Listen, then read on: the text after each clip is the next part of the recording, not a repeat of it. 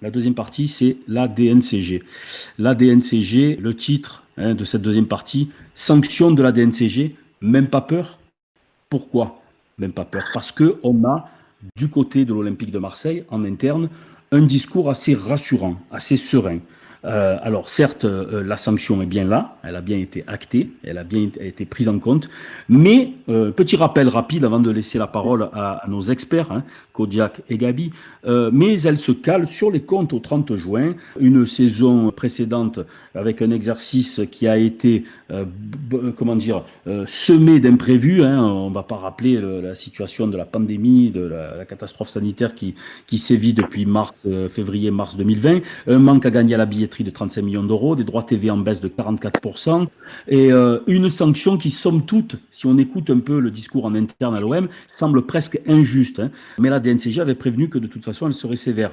Alors, du côté de l'Olympique de Marseille, on a un peu discuté avec Jacques Cardoz, le directeur de la communication, qui nous a un peu donné quelques clés, quelques arguments, hein, à prendre en considération, quoi qu'il en soit. La masse salariale va baisser, notamment avec le départ de Strootman. On nous annonce moins 11 millions, enfin 11 millions d'économies sur le salaire de Strootman.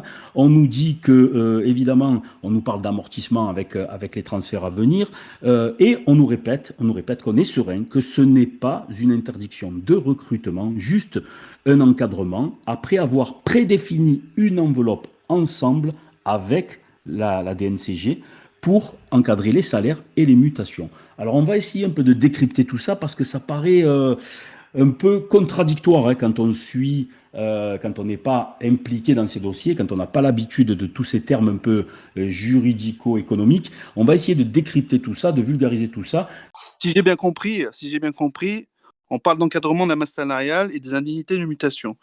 Ça veut dire que à partir d'un budget prévisionnel qui a été présenté à la DNCG, avec une masse salariale qui a été définie, avec des produits en face qui ont été définis, la DNCG a statué en disant voilà, potentiellement, c'est une perception que je peux avoir, potentiellement l'OM a présenté un budget assez ambitieux, avec une masse salariale importante, et en face... En face, il n'y avait pas forcément les ressources qui permettaient de couvrir ses besoins. En tout cas, on n'a pas justifié de façon concrète en face des produits qui permettent d'être à l'équilibre. C'est-à-dire des contrats de sponsoring, des ventes de joueurs qui n'ont pas eu lieu avant le 30, la vente le 30 juin. On parle notamment de Camara, Calzata Tsar, Radonic, Benedetto, etc. Ce sont des joueurs qui potentiellement, ils avaient potentiellement l'ambition de les vendre avant le 30 juin. Voilà. Donc ça, d'où les restrictions alors, c'est ça? Ouais. Pour moi, c'est ça. C'est-à-dire qu'il faut qu'à terme, sur un délai imparti, on parle de novembre ou d'octobre ou novembre, la prochaine commission, je ne sais plus comment on appelle ça. Pour résumer, en fait, les clubs français aujourd'hui sont trop dépendants des droits télé. Pour être clair, Mediapro, c'est une catastrophe, hein, ne pas dire industrielle, mais presque. En fait, la répartition des droits télé, elle est basée sur le classement final, en finale. Donc si on ambitionne d'être dans les 5 premiers et qu'on est 10e, ça peut être très, très, très grave, quoi. Voilà. Il y a aussi les plus-values de vente de joueurs qui peuvent être aléatoires. C'est-à-dire qu'on dit, à la fin de saison, on va vendre tel ou tel joueur pour un montant, une somme moyenne de X euros, quoi, millions d'euros, j'allais dire même. Et ce qu'on appelle les postes fixes et tangibles, notamment la billetterie, le merchandising, la vente de produits dérivés, etc. Le problème, c'est qu'il y a eu le Covid, il y a eu Mediapro. La vraie difficulté, en fait, ça provient du décalage entre le risque financier engagé, c'est-à-dire qu'est-ce qu'on va ambitionner, qu'est-ce qu'on ambitionne sur le budget prévisionnel, et le résultat final, donc le classement. Alors nous, d'après nos informations au sein du club, l'OM est très très confiant sur le fait de proposer au mois d'octobre, lorsqu'ils vont repasser devant cette commission, les ressources adéquates qui seront en face des charges en fait, qui ont été établies durant cette période. Donc au club, on est vraiment pas inquiété par cette mesure qui est, on va dire quand même un peu limitative, hein, dans le sens où on doit rester dans une enveloppe prédéfinie qu'on a co-construit avec la Ligue d'ailleurs, hein, c'est important de le préciser. L'enveloppe là, ne vient pas de l'esprit ou de la volonté de l'Olympique de Marseille, elle est co-construite avec la Ligue pour rester selon un standard qui peut être atteint, quoi. Ce qui marque les esprits dans cette sanction, c'est l'encadrement de la masse salariale, etc. OK. Mais si on s'en tient à la version des dirigeants de l'Olympique de Marseille, à savoir qu'à partir du moment où ils ne s'autorisent pas de folie par rapport, alors attention, ne pas confondre de folie sur le mercato et de folie par rapport à l'enveloppe préétablie en corrélation, enfin, je veux dire, de concert avec la DNCG. À partir du moment où l'OM reste dans les clous de ce qui a été prédéfini, pourquoi serait-il exposé à des sanctions? Il serait quand même complètement fou de leur part et irresponsable de ne pas suivre les clous qui ont été préétablis par la DNCG, enfin conjointement préétablis par la DNCG et les dirigeants, je suppose, du secteur financier de l'Olympique de Marseille. C'est pour ça que finalement, il y a cette forme de confiance et de sérénité, parce que ils se disent que ça ne les empêchera pas, absolument pas, de faire le mercato qu'ils avaient prévu de faire. Ils se donnent un peu de temps jusqu'au mois d'octobre, effectivement, pour présenter les contrats de sponsoring, par exemple, tu vois. J'imagine que aujourd'hui, les ressources d'un club pour entre guillemets, consolider, voire le viabiliser, c'est potentiellement faire de la vente de joueurs, potentiellement faire du trading. C'est aussi être propriétaire de son stade et l'exploiter. Ça, pour l'instant, on n'en est pas là. On n'en est pas là. C'est développer donc le sponsoring avec des contrats de sponsoring qu'on présente à la DNCG de façon formelle, contractuelle. Et potentiellement, c'est ouvrir le capital et être détenu par plusieurs actionnaires. Pourquoi? Parce que si l'un a décidé de partir, eh bien, l'impact serait moindre. Parce qu'il y a d'autres actionnaires dans les fonds propres de la structure. Donc ça, c'est important quand même de le dire. Moi, je vais vous poser 3-4 questions et je veux, de manière en guise de résumé, je veux que vous y répondiez par oui ou par non. Allez, à la limite, joker ou ça dépend. Comme ça, on essaye de résumer la situation. OK? Tous les trois, oui ou non, hein? Je veux pas je veux pas de développement plus que ça. Alors, première question. La DNCG, concernant ces restrictions et ces sanctions, se cale sur les comptes de l'exercice précédent. Eddy? Oui. Admi? Oui. Jack? Oui. Voilà. Pour vous, est-ce qu'il est pensable qu'avec ce mercato qui s'annonce et les joueurs qui viennent de signer, ceux qui sont sur le point de le faire, est-ce qu'il est pensable de réduire, est-ce que c'est plausible quand on parle de réduction de la masse salariale? Eddy? C'est faux. C'est faux. C'est faux. Ce n'est pas une interdiction de recrutement, juste un encadrement après avoir prédéfini une enveloppe ensemble entre l'OM et la DNCG. Vrai ou faux? C'est vrai. C'est vrai sur la base d'un budget prévisionnel. Kodiak? C'est vrai sous réserve de la validation de la DNCG avant l'homologation du contrat. Aussi. D'accord.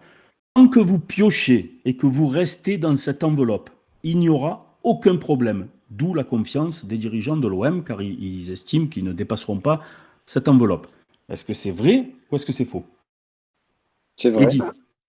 C'est à moitié vrai, parce que ça dépend de l'évolution du sponsoring, des fonds qui peuvent rentrer, en fait. Aussi. Mais Jack? c'est que tu peux pas repasser devant la DNCG d'ici octobre. Donc effectivement, c'est ce qui met un peu le doute. Pour moi, c'est vrai. Et je dirais que si la DNCG, si Marseille respecte le cadre de la DNCG, à ce moment-là, la commission de contrôle, qui est la deuxième instance de la DNCG, infirmera la décision qu'elle a prise d'encadrement. Et on retrouvera une situation normale. En novembre, d'accord, si la DNCG constate que la gestion des comptes de l'OM est vertueuse, elle lèvera les sanctions et l'OM pourra recruter sans aucune, cette fois, sanction ou restriction pour le mercato d'hiver. Vrai ou faux? Alors, pour moi, c'est faux dans le sens où l'OM recrute déjà sans restriction. Parce que selon leur plan préétabli, ils recrutent ce qu'ils ont vraiment envie de recruter. Néanmoins, d'un point de vue symbolique et au niveau de la DNCG, les restrictions seront levées, mais surtout, les produits seront sûrement du coup augmentés d'ici là et on proposera des sponsors et on proposera des arrivées actives dans le club. Voilà. Pour moi, c'est vrai, mais parce que je comprends ce que dit Eddy, Mais pour moi, si tu veux, à partir du moment où on est dans le cadre de restriction, on est sur des mesures de surveillance, bah pour moi, si tu veux, c'est ces mesures de surveillance qui sautent. Donc, si on respecte ces mesures de surveillance qui sautent, c'est pour ça que je dis que c'est vrai. Mais je comprends la réponse d'Eddie, et même s'il dit que c'est faux, je comprends sa réponse. Mais pour moi, c'est vrai parce qu'on est quand même sur des mesures de restriction, puisqu'il est dans un cadre qui est fixé par la DNCG. Ouais, encore une fois, faudrait connaître le cadre. Exactement, tant qu'on ne connaît pas. Exactement. Mais voilà, mais pour le coup, il y a un cadre, et si tu veux, si on Il y sort a du beaucoup cadre, de il y a des communication. sanctions. Dernière question, elle est un peu plus, allez, question un peu plus ouverte, mais pareil, hein, vous faites des réponses très courtes. Est-ce que d'après vous, le génie tant loué actuellement par la Team OM et par les observateurs de l'Olympique de Marseille, est quelque peu à relativiser par rapport aux moyens qu'on lui a donnés? Le génie de Pablo Longoria, évidemment, est-ce qu'il est quelque peu à relativiser par rapport aux moyens qu'on lui a donnés? À savoir que est-ce qu'un Pablo Longoria, avec les mêmes moyens qu'avait les 2 saisons précédentes, un Zubizarreta, par exemple, il aurait eu les mêmes résultats? Eddie. Moi, je dis que effectivement, il est à relativiser son génie parce qu'il dispose, à mon avis, d'une marge de manœuvre qu'il n'espérait pas, je pense. Gabi. Moi, il y a un contexte à prendre en compte, pardon. Un contexte, en sorte de crise sanitaire, droit TV, etc., qui surprend, clairement. Pour moi, qui surprend et qui n'est pas logique, qui n'est pas cohérent. Avec les moyens, je pense pas qu'avec les moyens de 200 millions d'euros là, au démarrage, j'aurais pu faire la même. Euh, j'ai l'impression que les vannes sont ouvertes, que on est capable d'assumer des salaires importants de gens qui viennent de, de l'Angleterre, tout simplement. Il y a un manque de cohérence, de logique là-dedans. Non, mais tu ne réponds pas vraiment à la question sur Longoria. Pour moi, il n'aura pas fait mieux, quoi. Ok. Allez, Kodiak, on termine sur cette question et ensuite on passe. Pour moi, je suis pas d'accord avec Gabi, parce que pour le coup, je trouve que Longoria il fait quand même quelque chose d'assez fabuleux. Alors peut-être pas, si tu veux, par rapport aux ressources, parce que forcément, il n'est peut-être pas les mêmes, ou il a des ressources plus importantes, on ne sait pas exactement encore aujourd'hui. Par contre, la capacité qu'il a à convaincre les joueurs à adhérer à un projet, et à attirer les joueurs pour que ce soit leur priorité, pour moi, je trouve ça très fort. Et au-delà, si tu veux, des ressources qui sont mises en place pour recruter. C'est plus ça qui m'épate, en fait. Il y a un projet qui a été défini, qui a été présenté, qui n'est pas présenté en public. Pour moi, c'est ça. Mais, si tu veux, je suis d'accord, mais si tu veux, il faut quand même convaincre. Tu as quand même des joueurs qui peuvent prétendre à des Non, mais clubs, il a de la qualité, Longoria. Hein. C'est pas. Ah oui, oui, non, il a de la qualité, ça c'est sûr. Ma question était à relativiser. Ça ne veut pas dire que Longoria. Les qualités de Longoria ne sont évidemment pas dépendantes uniquement de l'enveloppe et du montant de l'enveloppe. Je vous partage une petite anecdote, Gilles, qui est très importante, je pense, pour on termine là, là-dessus. justement, très très rapidement. J'ai eu le collaborateur d'un très gros agent qui me dit que l'OM est le club le plus actif sur le marché des transferts. Voilà. Donc à partir de là.